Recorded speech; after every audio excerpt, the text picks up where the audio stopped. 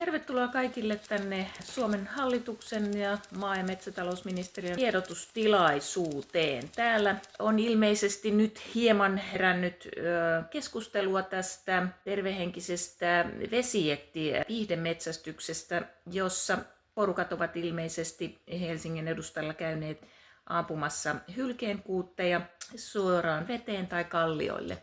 Päätimme nyt ottaa tämän asian puheeksi. Maa- ja metsätalousministeriöhän on jo pitkään ollut huolissaan suomalaisten laimeasta hylkeenpyynti-innostuksesta. Ja tämä on toki tullut meille hyvin tervetulleena, että kiväärin kanssa vesijäteillä surraaminen on saanut pientä uutta innostusta aikaan tähän upeaan elämykselliseen harrastukseen, mitä hylkeenpyynti on. Nythän on niin, että tilanne on huolestuttava, sillä olemme huomanneet, että Suomen luonnon kannalta Suomessa on edelleen useita luonnonvaraisia lajeja, osa näistä jopa elinvoimaisia. Jotain tarvitsee tehdä. Kuten tiedämme, saukot syövät Suomen kalasaaliista noin 90–99%,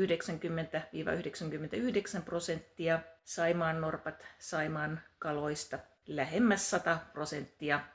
Nyt kun suojelua on lisätty. Sudet sekä muut suurpedot tappavat vuosittain useita satoja ihmisiä, on arvioitu, että jopa tuhansia. Voimme vakuuttaa, että hallitus on ottanut huolet vakavasti.